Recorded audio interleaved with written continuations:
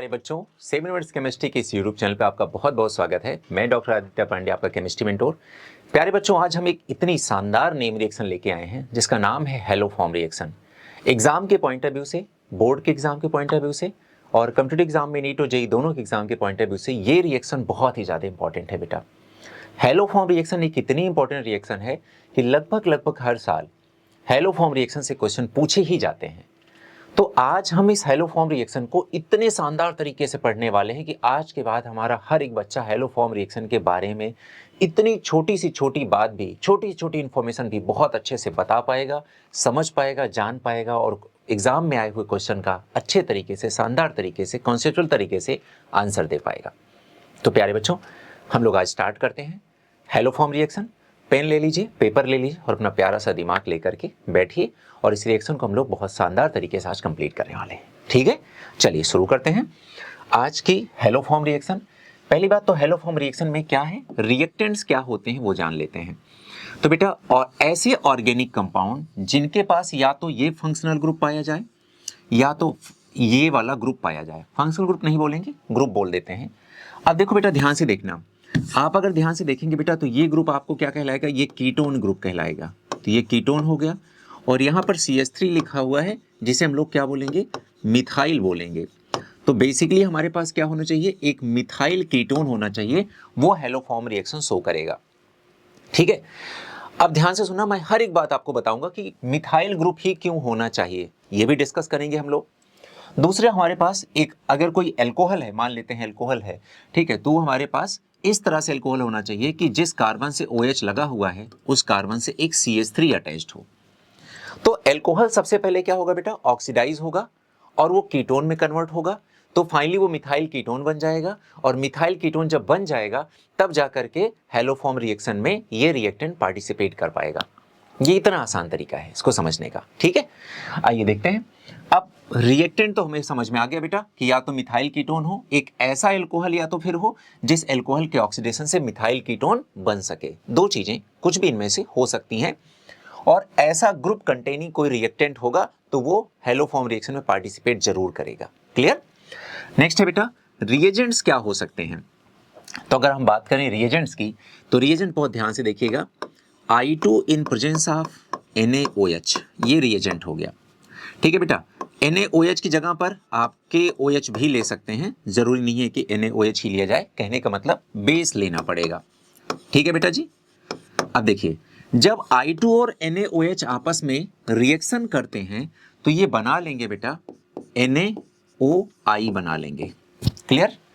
NaOI बेटा जी, यहां पर ये Na+O- में ब्रेक हो सकता है, तो हो सकता है कि एग्जाम में केवल और केवल OI- ही आपको प्रोवाइडेड हो, है ना। एग्जाम में केवल इतना हिंट गिवन हो कि OI- गिवन है, तो एज अ रिएजेंट आपको पहचान लेना है कि या तो एग्जाम में I2 + NaOH या I2 + KOH गिवन होगा, या तो एग्जाम में NaOI दिया होगा और इसी के साथ साथ आप लिख सकते हैं KOI भी लिखा जा सकता है, या तो ये दिया गया होगा और या तो फिर OI- दिया होगा। इसे सोडियम हाइपो आयोडाइड बोलेंगे। ठीक है, या अगर मैं X लिख दूं यहां पर तो ये कहलाएगा सोडियम हाइपो हैलाइड कहलाएगा, इसका भी अपना एक नाम होता है बेटा। अगर मैं I2 लिख रहा हूं इसका मतलब मैं पर्टिकुलर आयोडोफॉर्म रिएक्शन डिस्कस कर रहा हूं, लेकिन चूंकि मैंने हेडिंग में लिखा है हेलोफॉर्म रिएक्शन तो मुझे बेहतर होगा कि लिख देना चाहिए X2 in presence of NaOH, और X2 in presence of NaOH मिल करके बना लेगा NaOX बना लेगा और ये प्रोवाइड करेगा OX-। तो या तो आपके एग्जाम में बेटा X2 in presence of NaOH लिखा होगा, या तो NaOX लिखा होगा और या तो OX- लिखा होगा। और बेटा देखो, मेरा अपना ये कॉन्सेप्ट रहता है, मैं हमेशा प्यारे बच्चों को यही सिखाता हूं कि बेटा अगर आपको कोई एग्जाम में क्वेश्चन करना है और अगर आप उस क्वेश्चन को मिनिमम रिसोर्सेज के साथ, यानी कि कम से कम इंफॉर्मेशन दी जाने के बावजूद भी आप उसका सही आंसर ला सकते हैं या लाने में सक्षम है, तो ही आपने सही तरीके से, कॉन्सेप्चुअल तरीके से स्टडी की है। मैं तो बिल्कुल, मेरा साफ साफ यही मानना है। तो बेटा अब मैंने आपसे क्या बोला कि अगर I2 + NaOH गिवन होगा तो बहुत आसान है कि कोई भी कह दे कि हाँ भाई हेलोफॉर्म रिएक्शन है या आयोडोफॉर्म रिएक्शन है। अगर NaOX गिवन है तो भी आपको कहना आना चाहिए और केवल OX- गिवन है तो भी आपको ये कहना आना चाहिए कि, या पहचानना आना चाहिए कि ये हेलोफॉर्म रिएक्शन या आयोडोफॉर्म रिएक्शन है। क्लियर है बेटा? चलिए, तो ये रहा हमारा रिएक्टेंट। अब बात आती है कि रिएजेंट क्या होगा। तो रिएजेंट होगा बेटा, सॉरी, रेट डिटरमाइनिंग स्टेप क्या होगा, तो ये होगा फॉर्मेशन ऑफ कार्ब एनायन। ये हमारा एक इंपॉर्टेंट रिएक्शन इंटरमीडिएट है, फिर बात आती है प्रोडक्ट क्या बनेगा। तो प्रोडक्ट बेटा जी यहां पर क्या क्या बनेगा, ध्यान से सुने। एक प्रोडक्ट तो बनेगा CH(X3) जिसका नाम पड़ेगा हेलोफॉर्म। इसी का इसमें देखो, अगर CH(Cl3) बन गया तो इसे बोलेंगे क्लोरोफॉर्म बोलेंगे। अगर CH(I3) बन गया तो इसे बोलेंगे आइडोफॉर्म बोलेंगे, ठीक है। और अगर CHBr3 बन गया तो इसे ब्रोमोफॉर्म बोलेंगे, CHF3 बन गया तो इसे फ्लोरोफॉर्म बोलेंगे। लेकिन बेटा सबसे famous reaction, most frequently asked question जो इसमें बनता है वो बनता है आयोडोफॉर्म रिएक्शन के बारे में। इस वजह से आपको इसमें से मेनली और ज्यादा से ज्यादा, या सिर्फ मैं कहूं तो सिर्फ चुपचाप आप आयोडोफॉर्म रिएक्शन याद रखिए। तो आयोडोफॉर्म का फॉर्मूला क्या होता है, CHI3 होता है बेटा। और ये जो CHI3 होता है यानी कि आयोडोफॉर्म होता है, ये एंटीसेप्टिक प्रॉपर्टी रखता है, ठीक है। एंटीसेप्टिक मतलब समझ में आता है ना, सेप्टिक यानी कि सेप्सिस मतलब कहीं सड़ गया हो, घाव हो गया हो, तो ये उसको ठीक करने में, हील करने में हेल्प कर सकता है, क्योंकि ये फ्री आयोडीन लिबरेट करता है और वही फ्री आयोडीन उस जर्म्स को या उस एरिया को उसके डिसइंफेक्टेंट के लिए रिस्पॉन्सिबल है। क्लियर? चलिए, अब बात आते हैं किस तरह के टाइप ऑफ रिएक्शन, किस तरह की रिएक्शन है। तो चूंकि मैंने एक यहां पर लिखा है मतलब प्रोडक्ट, दूसरा प्रोडक्ट जो बनता है बेटा वो बनता है सोडियम या फिर potassium salts of carboxylic acid.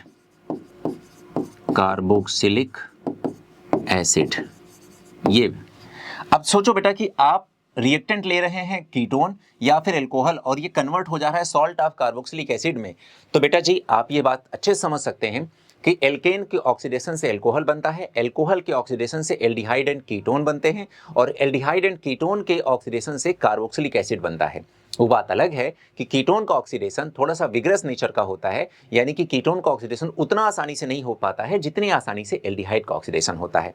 बात आ गई समझ में? तो फिर भी चूंकि आप कीटोन को एसिड के सॉल्ट में कन्वर्ट कर जाने में सक्षम है और ये स्टेप ऑक्सीडेशन स्टेप है, इस वजह से हम यहां पर लिख सकते हैं कि टाइप्स ऑफ रिएक्शन कैसी है ये एक ऑक्सीडेशन रिएक्शन का एग्जांपल कहलाएगी। क्या कहलाएगी बेटा? ऑक्सीडेशन रिएक्शन कहलाएगी। और ये लास्ट पॉइंट यहां पर जो मैंने आपसे बताया कि CHI3 iodoform is an antiseptic compound due to liberation of free iodine, और ये एग्जाम में बेटा डायरेक्टली एग्जाम में पूछा गया है, तो इस बात को आपको याद रखना है, ध्यान देना है। चलिए नेक्स्ट स्टेप पे चलते हैं। अब यहां पर कुछ एग्जाम्पल हैं जो मैं आपको एग्जाम्पल शॉर्टकट तरीके से समझाऊंगा। कहने का मतलब अगर आपने ये एग्जाम्पल मेरे हिसाब से समझ लिया तो कोई भी आयोडोफॉर्म या हेलोफॉर्म रिएक्शन कोई भी आपके सामने आएगी तो इजीली आप उसका प्रोडक्ट बता पाएंगे। आइए एक एक करके सीखते हैं। जैसे देखो बेटा यहां पर पहले तो मेक श्योर कि ये कंपाउंड है क्या, तो मैं बोलूंगा ये देखो कीटोन है, ये देखो मिथाइल ग्रुप है, यानी कि ये एक मिथाइल कीटोन हुआ। अब मिथाइल कीटोन हमारे लिए एज अ रिएक्टेंट बहुत बहुत बहुत जरूरी है, यही हमारे पास होना ही चाहिए, मेन रिएक्टेंट हमारा यही हुआ। अब हम करेंगे क्या बेटा, ध्यान से सुनिए, क्या करेंगे, आपको क्या करना है, ये जो कार्बन डबल बॉन्ड ऑक्सीजन है और इस कार्बन से जुड़ा हुआ ये दूसरा कार्बन है, आपको ये मिथाइल वाला ग्रुप जो है बेटा ऐसे ब्रेक कर देना है। सही है? जब ब्रेक कर दिया तो यहां पर क्या निकला, CH3। यहां पर तीनों हाइड्रोजन को 3 हैलोजन से रिप्लेस कर देना है और हाइड्रोजन साथ ये क्या बन जाएगा, CHX3 बन जाएगा। कहने का मतलब ये जो साइड में आपने कार्बन ब्रेक किया, ये मिथाइल वाला कार्बन ब्रेक किया, यही कार्बन कन्वर्ट हो जाएगा हेलोफॉर्म या फिर आयोडोफॉर्म में कन्वर्ट हो जाएगा। अगर मैं यहां पर I2 ले लूंगा तो ये CHI3 बन जाएगा। अगर यहां पर मैं Br2 ले लूंगा तो ये CHBr3 बन जाएगा। अगर मैं यहां पर Cl2 ले लूंगा तो ये CHCl3 बन जाएगा। क्लियर हो गई बात? अब उसके बाद देखो यहां पर R बचा, ये C बचा, तो ये R बचा, ये C बचा। और बेटा एक बात बताओ, अगर यहां से H+ चला गया तो क्या बचा, ONA बचा, तो ये ONA आकर के यहीं पर लग जाएगा। तो देखो यहां पर ONA लग गया, ठीक है। हालांकि ये बेस है, बेस OH- की तरह होगा, जो कि मैकेनिज्म में आगे हम सीखेंगे। तो हमने ये सीखा कि इस तरह से इसको हमने क्या बना दिया, देखो यहां पर कितना कार्बन था, R तो था, R लिखा रह गया, ये कार्बन था, ये कार्बन यहां लिखा रह गया।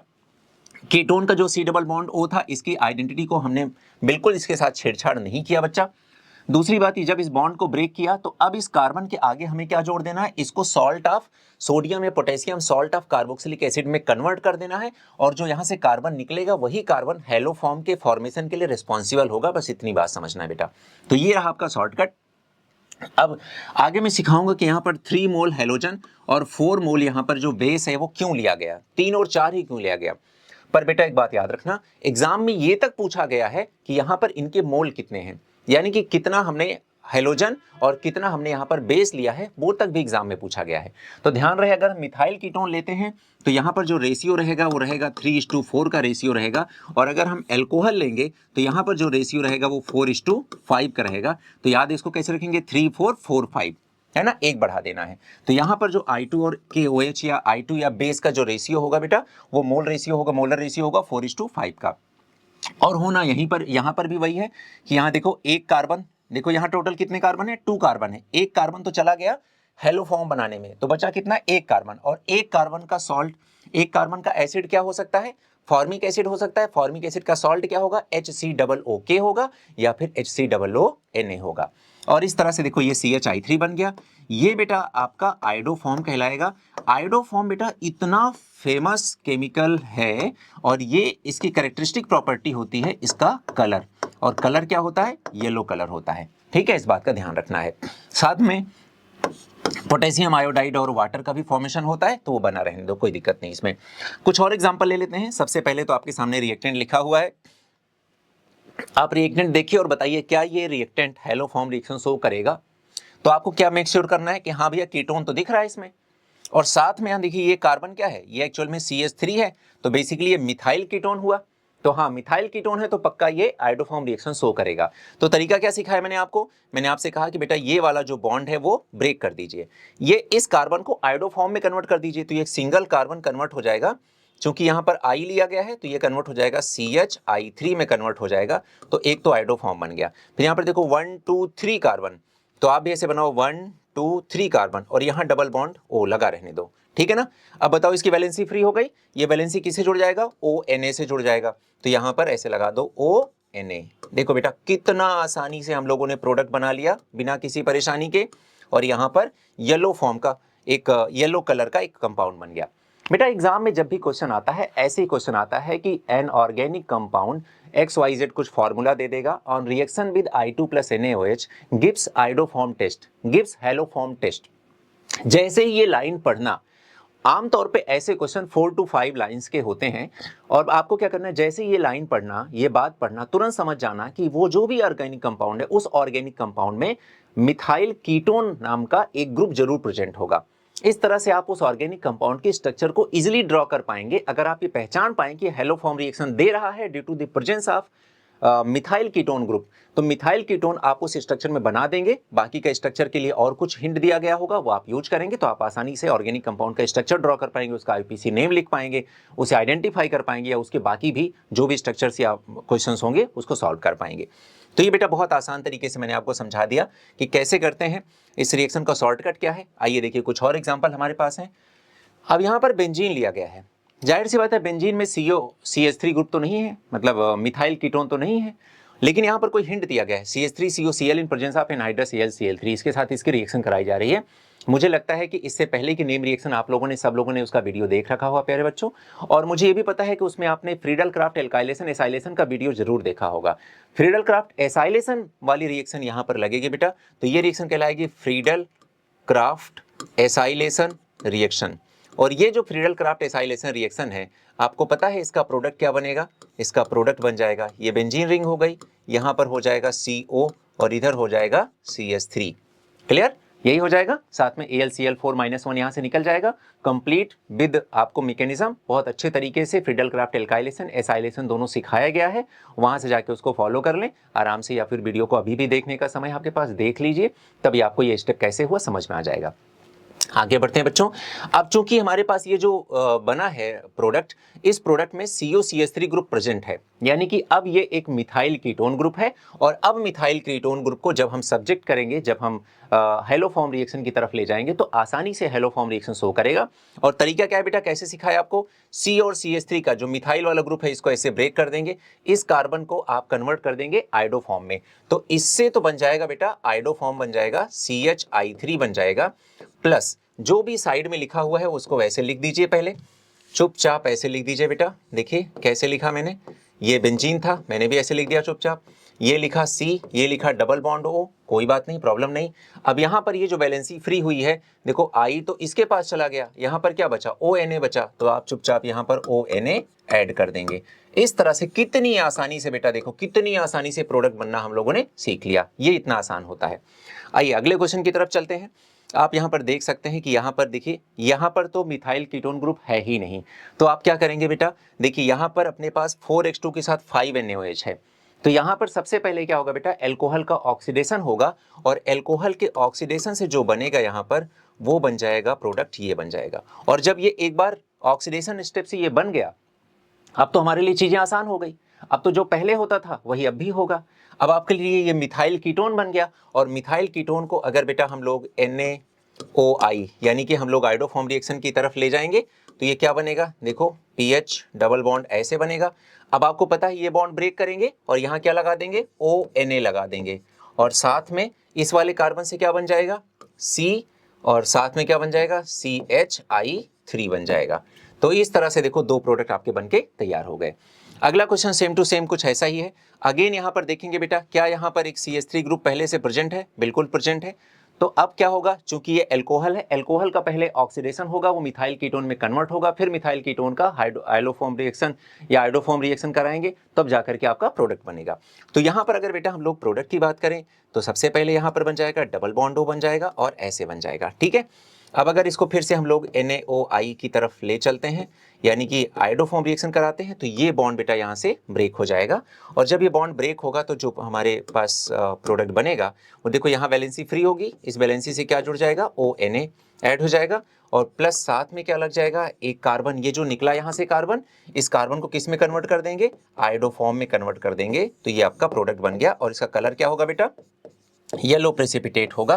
ध्यान रहे बेटा, एग्जाम में आपको यही जो कलर है, वही कलर ही एग्जाम में पूछा जाएगा।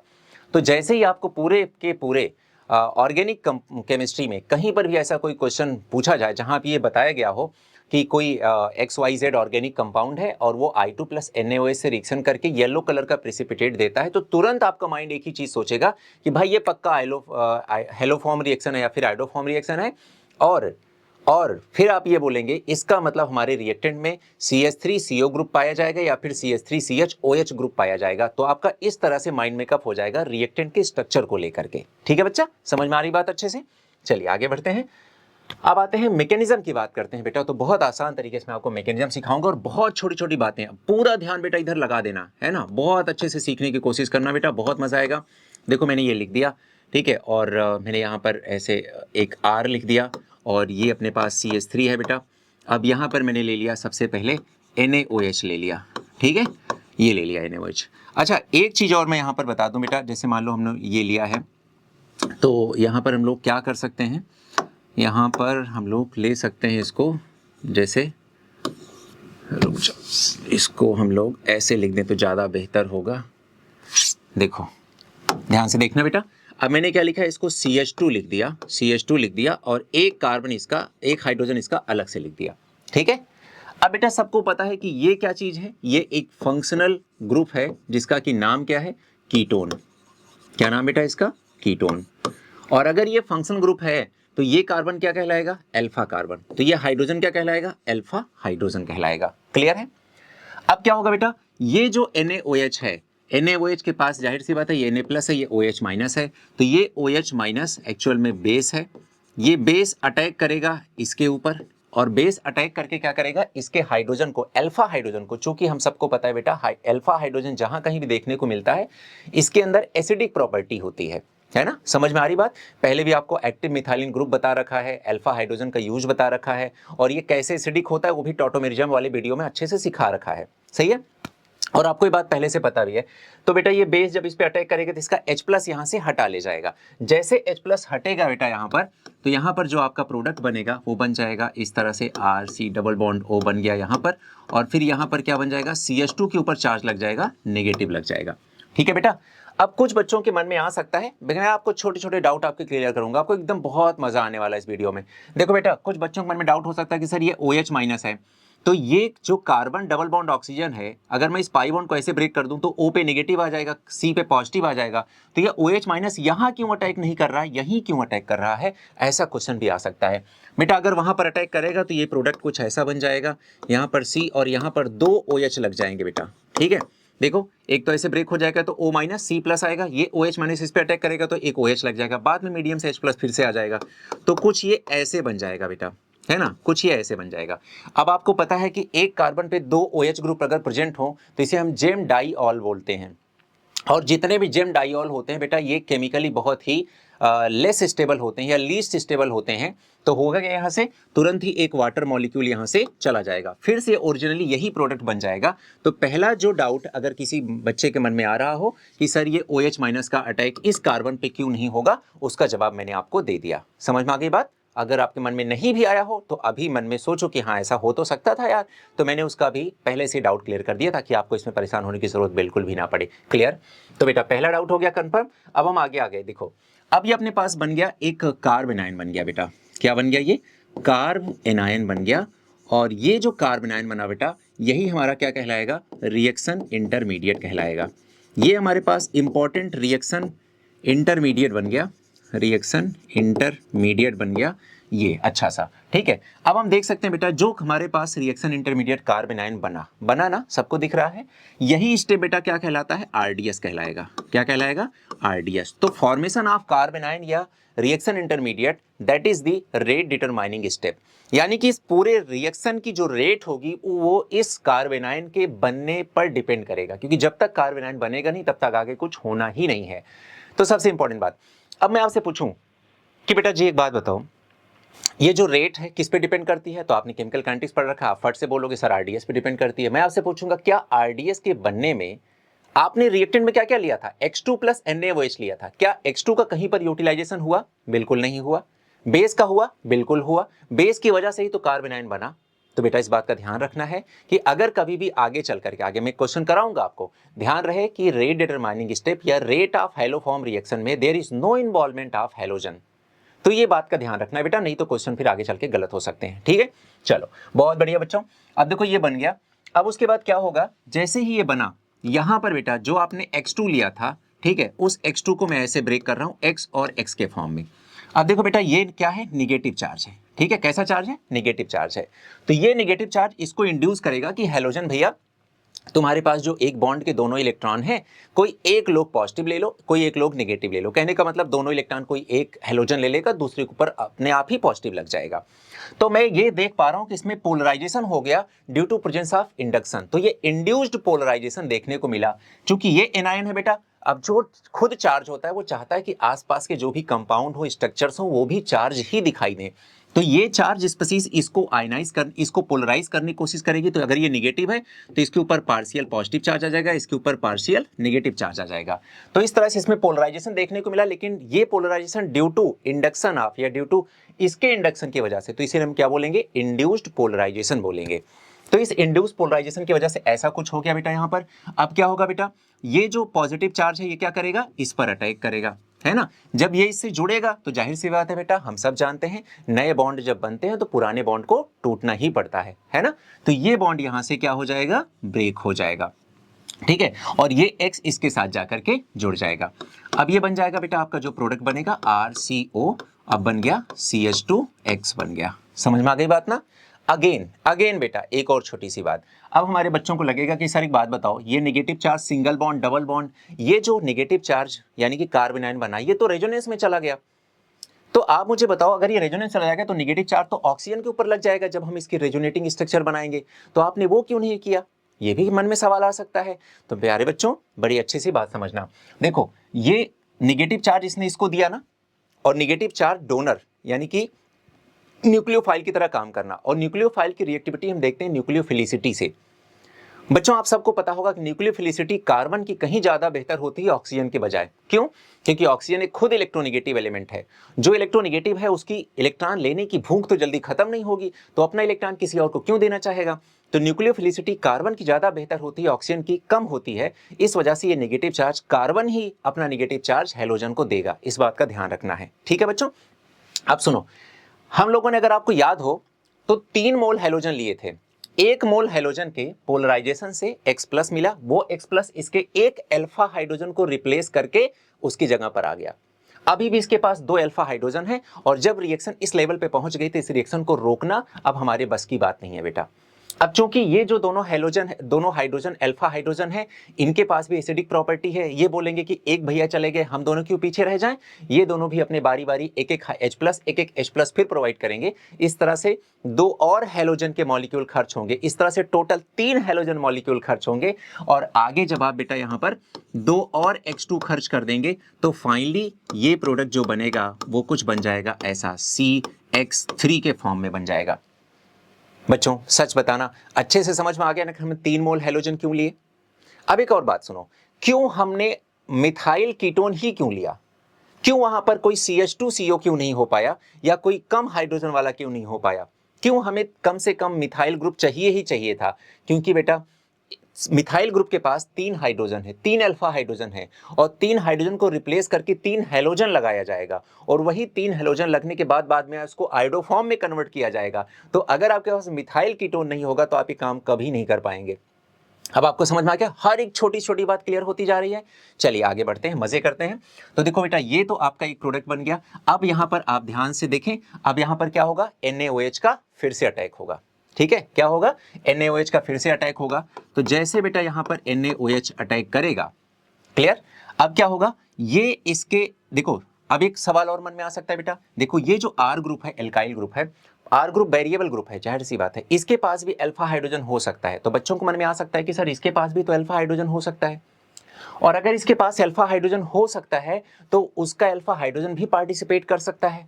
फिर तो बड़े कॉम्प्लेक्स से रिएक्शन हो जाएगी, तब आप प्रोडक्ट क्या बनाना चाहेंगे? प्यारे बच्चों, एक बार फिर से मैं आपका डाउट, मैंने आपको डाउट सिखाया भी और डाउट अब मैं क्लियर भी कर रहा हूं। देखो जो यहां पर CH3 बनता है बेटा, CH3 का -M इफेक्ट होता है, रिवर्स हाइपर कॉन्जुगेशन इफेक्ट होता है, या फिर -I इफेक्ट भी होता है। और ये इतना स्ट्रॉन्ग -I इफेक्ट होगा कि कार्बन के ऊपर पार्शियल पॉजिटिव चार्ज आ जाएगा और बहुत सारा पार्शियल पॉजिटिव चार्ज आ जाएगा। इस वजह से अब इसका हाइड्रोजन निकलना मुश्किल हो जाएगा, और इस वजह से बेटा CH3 इसी तरह से बना रहेगा, और ये NaOH इसको ब्रेक कर देगा। ठीक है, जब बेटा इसको ब्रेक करेगा तो देखो क्या बन जाएगा, ये बन जाएगा RCO, ऐसे बन जाएगा। ठीक है, और जब ये ब्रेक हो जाएगा, यहां से हट गया बेटा ये, ठीक है, तो यहां से क्या बन जाएगा, CH3, साथ में क्या बन जाएगा, CH3 नेगेटिव ब्रेक हो गया, और यहां पर क्या लग गया बेटा, पॉजिटिव लग गया। ठीक है ना, समझ में आ गई बात? अब देखो यहां से ये H+ निकलेगा, ठीक है, और ये H+ इस पे अटैक कर देगा, यहां से ये देखो ये सारी चीजें इस पे अटैक कर देंगी। तो अब जो आपका प्रोडक्ट बनेगा वो क्या बन जाएगा, RCOONA बन जाएगा। ठीक है, और साथ में क्या बन जाएगा, CHX3 बन जाएगा। ये दो आपके देखो बहुत आसान तरीके से 2 प्रोडक्ट बनके तैयार हो गए। तो देखो बेटा ये दोनों आपके प्रोडक्ट बन गए। अब देखिए मान लेते हैं, अगर मैं इस कार्बन को बेटा, यहाँ वाले कार्बन को अगर मान लिया जाए कि हम लोगों ने ले लिया, क्या ले लें, यहाँ पर इस कार्बन को बेटा हम लोगों ने मान लिया कि ये एक रेडियो एक्टिव कार्बन है, ये मान लेते हैं रेडियो एक्टिव हैवी कार्बन मान लेते हैं, C13 मान लेते हैं। तो आपने देखा ये कार्बन अगर यहाँ पर था तो ये कार्बन यहाँ भी था। ठीक है, अगर ये कार्बन यहाँ था तो ये कार्बन यहाँ भी था, ये कार्बन यहाँ था तो ये कार्बन यहाँ भी था, ये कार्बन यहाँ था तो ये यहाँ भी था, ये कार्बन यहाँ था तो ये यहाँ भी था। क्लियर हो गई बात? इसका मतलब अगर मान लो हम किसी हैवी कार्बन या फिर आइसोटोपिक कार्बन में से रेडियो एक्टिव कार्बन ले लें और हम इस कार्बन को उससे रिप्लेस कर दें, तो हम ये पाएंगे कि जो हमारा कार्बोक्सिलिक एसिड होगा उसी के कार्बन में वो वाला कार्बन रहेगा। क्लियर है? आगे ऐसा क्वेश्चन आएगा भी, तो इस बात का थोड़ा सा ध्यान रखेंगे तो आगे वो क्वेश्चन आप कर पाएंगे। बहुत छोटी छोटी बातें बेटा मैंने क्लियर कर दी। अब बात को ध्यान से सुनिएगा, एक NaOH आपका स्टार्टिंग में खर्च हो गया, क्लियर, एक NaOH खर्च हो गया। उसके बाद आपने देखा कि यहाँ पर 3 टाइम्स हैलोजन आपका यूज हुआ, क्लियर है। तो यहां पर आपने क्या किया कि यहां पर 1 हैलोजन और 2 हैलोजन, इन सब के चक्कर में आपने फिर से NaOH का यूज किया, और एक लास्ट में आपका NaOH आ गया। जैसे मान लो कि आपके पास 3 अल्फा हाइड्रोजन है, ध्यान से सुनना, 3 अल्फा हाइड्रोजन को हटाने के लिए, 1 अल्फा हाइड्रोजन को हटाने के लिए 1 NaOH, एक अल्फा हाइड्रोजन को हटाने के लिए एक NaOH, एक अल्फा हाइड्रोजन को हटाने के लिए एक NaOH, 3 NaOH का आपने यूज कर लिया। लास्ट में जब आपका ये वाला पार्ट बन जाएगा बेटा, तो यहाँ से CH3 को हटाने के लिए एक NaOH की जरूरत और पड़ेगी। इस तरह से टोटल NaOH का यूज किया आपने 4, क्लियर। और 3 अल्फा हाइड्रोजन को हटाने के लिए आपने 3 हेलोजन का यूज किया, तो इसलिए 3 हेलोजन और 4 NaOH का यूज किया आपने। क्लियर होगी बात बेटा? आइए जल्दी जल्दी रिवाइज कर लेते हैं। सबसे पहले हमारे पास एक मिथाइल कीटोन था जिसके पास एक अल्फा हाइड्रोजन था। अल्फा हाइड्रोजन के पास एसिडिक प्रॉपर्टी होती है। जैसे ही बेस इस पे अटैक करेगा, बेस का OH माइनस इसके H+ को निकाल ले जाएगा, तो यहाँ पर बच जाएगा बेटा कार्बन आयन। ये हमारा इंपॉर्टेंट रिएक्शन इंटरमीडिएट है जो हेलोफॉर्म रिएक्शन में बनता है। यही स्टेप आपका RDS कहलाएगा। रेट डिटरमाइनिंग स्टेप ही किसी भी रिएक्शन के रेट को डिटरमिन करता है। तो अब यहाँ पर हेलोफॉर्म रिएक्शन की जो रेट होगी वो डिपेंड करेगी फॉर्मेशन ऑफ कार्बन आयन पर। लेकिन हम लोगों ने ये भी देखा कि कार्बन आयन के फॉर्मेशन में हेलोजन का कोई इन्वॉल्वमेंट नहीं था। एक NaOH का खर्च करके ऐसा हो गया। फिर हमने देखा कि ये OH माइनस इस कार्बन पे इसलिए भी अटैक नहीं कर सकता क्योंकि जेम डाइऑल बन जाएगा जो कि खुद ही अनस्टेबल होता है। फिर हमने देखा कि ये कार्बन आयन बना और X2 को इसने क्या कर दिया, इसने इंड्यूस्ड पोलराइजेशन किया। इस वजह से जो हेलोजन वाला बॉन्ड था वो एक के ऊपर पार्शियल पॉजिटिव, एक के ऊपर पार्शियल नेगेटिव आ गया। यहाँ से जो पार्शियल पॉजिटिव चार्ज था उसने इस नेगेटिव चार्ज पर क्या कर दिया, अटैक कर दिया।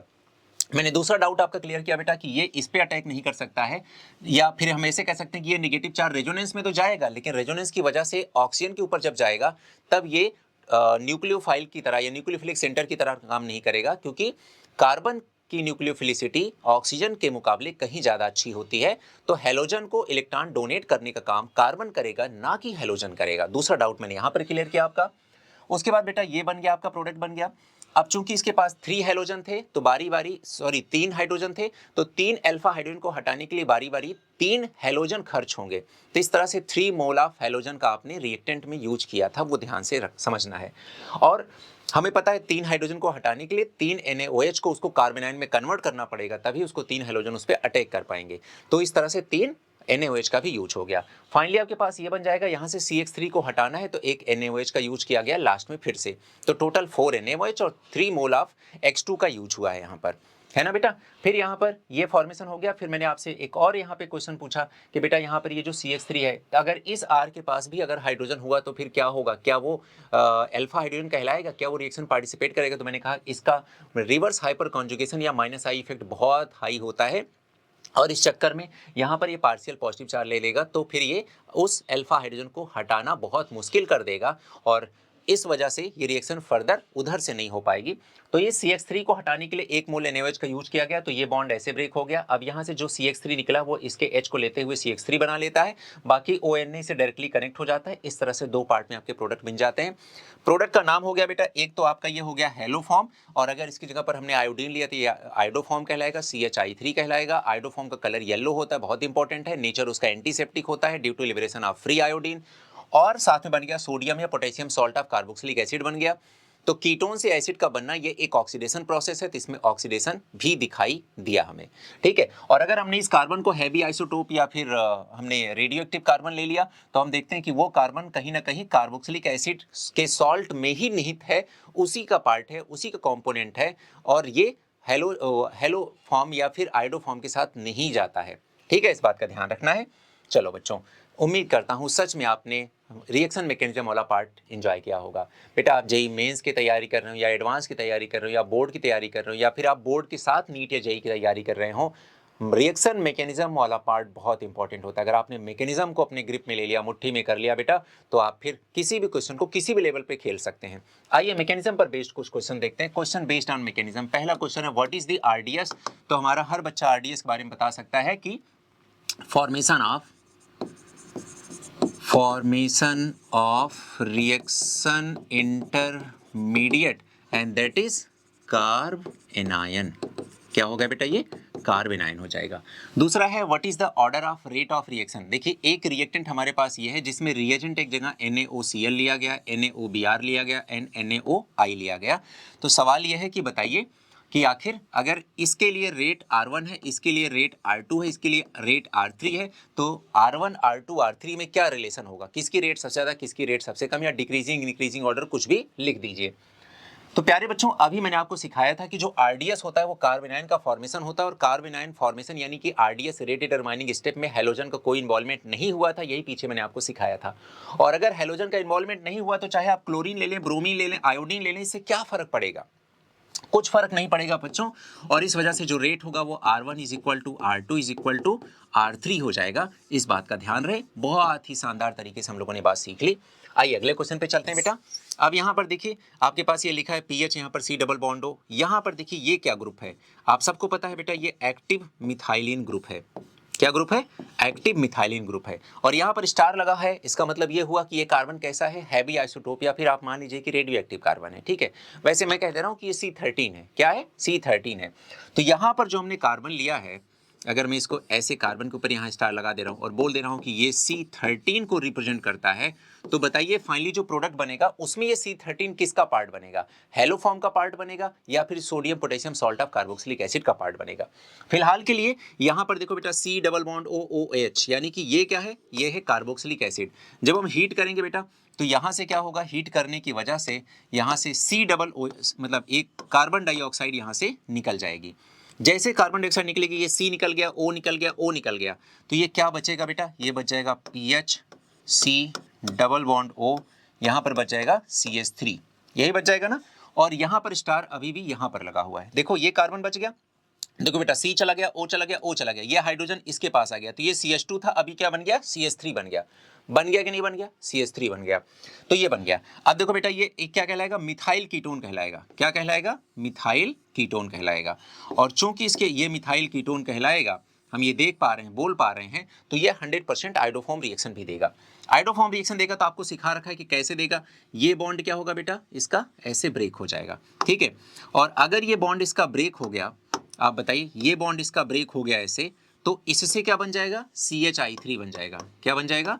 CHI3 बन जाएगा। चूंकि स्टार इस पे लगा है तो स्टार इस पे भी लगा रहने दीजिए। अब आप देखेंगे कि ये कार्बन क्या कहलाएगा? ये C13 कार्बन है। समझा रखा है, बता रखा है। ठीक है, मैकेनिज्म में अच्छे से क्लियर कर दिया। और बाकी जो पार्ट बचेगा बेटा वो क्या बचेगा? वो बचेगा PH C double bond O, और यहाँ वैलेंसी खाली होगी। देखो ये बॉन्ड ब्रेक हो गया तो वैलेंसी फ्री होगी। इस वैलेंसी फ्री होगी तो बेटा कौन जुड़ जाएगा? ONA लग जाएगा। क्या लग जाएगा? ONA। तो देखो ये आपके दो प्रोडक्ट बन के तैयार हो गए। आगे बात समझ बेटा? ठीक है, इस तरह से आपकी आइडोफॉर्म रिएक्शन बेहतर से बेहतर तरीके से कंप्लीट हो गई, जितना बेहतर हो सकता था। अब बेटा आइडोफॉर्म रिएक्शन का कोई भी क्वेश्चन उठाओ और सॉल्व करो, और एकदम बेफिक्र हो जाओ कि भैया अब हमसे आइडोफॉर्म का कोई भी क्वेश्चन गलत नहीं होने वाला है। हम लोगों ने इतने अच्छे तरीके से क्वेश्चन सॉल्व कर लिया। ठीक है बच्चों, चलिए अब देखिए यहाँ पर थोड़ा थोड़ा मैं आपको काम सौंपने वाला हूँ। ये है अपना इंस्टाग्राम का चैनल। तो इंस्टाग्राम का अपना ये अपना अकाउंट है, 7 मिनट्स केमिस्ट्री के नाम से आपको मिल जाएगा। तो बेटा 7 मिनट्स केमिस्ट्री इंस्टाग्राम पे जरूर फॉलो करें, है ना। अभी तक इस पे टोटल 571 फॉलोअर हैं, क्योंकि कभी इसका कोई एडवर्टीजमेंट हमने किया ही नहीं, जैसे हम अपने यूट्यूब चैनल का नहीं करते हैं। ये तो बस आप लोगों का प्यार है कि आप लोगों को कंटेंट पसंद आ रहा है, क्वालिटी पसंद आ रही है, पढ़ाने का तरीका पसंद आ रहा है। आज भी बच्चे का फ़ोन आया था and he was very happy with the content, और बुकलेट के लिए कॉल किया था बच्चे ने। ठीक है, तो आप भी बच्चों इस बात को समझें कि ये आपका चैनल है ना, आपके लिए बनाया गया है। ऑर्गेनिक केमिस्ट्री या पूरी केमिस्ट्री से उसका डर खत्म करने के लिए, और ऑर्गेनिक केमिस्ट्री या केमिस्ट्री को आपका अपना सब्जेक्ट लगने लगे, इस पर्पस से ही इस चैनल को बनाया गया है। यहाँ पर कुछ भी ऐसा कंटेंट नहीं है जो हमें मतलब कहीं पर जिसका एडवर्टीजमेंट अलग से करना पड़े। हमें पता है कि अगर हमारा कंटेंट बेस्ट होगा तो बच्चे अपने आप पसंद करेंगे, आप लोगों का प्यार मिलेगा तो चैनल भी आगे ग्रोथ करेगा। मुझे अपने लिए तो इसमें कुछ चाहिए ही नहीं। ठीक है, तो ये रहा आपका अपना इंस्टाग्राम का अकाउंट, आप इसको फॉलो कर लें, अपने दोस्तों तक पहुंचाएं, क्योंकि इस पे बहुत छोटे छोटे शॉर्ट्स वगैरह आपको हमेशा मिलते रहेंगे। अभी इस पे क्विज वगैरह भी स्टार्ट होने वाली है, तो उसका भी आपको बेनिफिट मिल जाएगा बेटा, है ना। और इस पे बहुत क्रिएटिव पोस्ट आपको मिलती रहेंगी, आप देखेंगे तो आपको खुद ही मजा आएगा, है ना। स्क्रॉल करके देखिएगा, बहुत अच्छी अच्छी इन्फॉर्मेटिव पोस्ट इसमें लिखी हुई हैं, और ऐसी पोस्ट जो ऐसे नहीं कि सिर्फ फॉर्मेलिटी के लिए लिख दी गई हैं, उस पर सच में बहुत काम किया गया, उसके डिजाइनिंग पे, उसके प्रेजेंटेशन पे, उसके कंटेंट पे, हर चीज़ पे बहुत काम किया गया है। तो ये रहा आपका इंस्टाग्राम, जो आपको दूसरा पहला काम है। दूसरा, आपके सामने ये बुकलेट है, ऑलरेडी आपको बताया गया इस बुकलेट के बारे में, ऑर्गेनिक केमिस्ट्री की इंपॉर्टेंट नेम रिएक्शंस और इंपॉर्टेंट रिएजेंट्स, 101 रिएजेंट्स पीवाईक्यू पर बेस्ड, उन पे जो क्वेश्चंस हैं वो सारे इसमें गिवन है बेटा। बहुत अच्छे तरीके से आपकी ऑर्गेनिक केमिस्ट्री की जो प्रिपरेशन है उसको बहुत इन्हांस करने के लिए, इंप्रूव करने के लिए और अलग लेवल पे ले जाने के लिए बुकलेट आपकी बहुत अच्छी दोस्त साबित हो सकती है। और यहाँ पर एक मीम के जरिए बताया गया है कि कैसे बाकी कोचिंग में या बाकी जगह से केमिस्ट्री पढ़ने वाले बच्चे कैसे अलर्ट है, परेशान है, थोड़ा सा टेंशन में है, एंग्सियस हैं चीज़ों को लेकर के, और कैसे सिमिलर केमिस्ट्री के साथ केमिस्ट्री पढ़ने वाला बच्चा खुश है, मस्त एकदम चिल कर रहा है कि हाँ भाई हम तो सही जगह से केमिस्ट्री पढ़ रहे हैं, रेलिवेंट जगह से केमिस्ट्री पढ़ रहे हैं, हमें क्या ही बात की टेंशन लेनी है। ठीक है, चलिए बच्चों, फिर इसी बात के साथ आज की क्लास कंप्लीट करते हैं। मिलते हैं छोटे से ब्रेक के बाद, यानी कि अगले वीडियो में। तब तक के लिए खुश रहिएगा, अपना ख्याल रखिएगा, बहुत सारी पढ़ाई करिएगा और तबीयत खराब नहीं होने देना है, क्योंकि धीरे धीरे मौसम ऐसा आ रहा है। चलिए, ओके, बाय बाय बच्चों, थैंक यू सो मच, जय हिंद।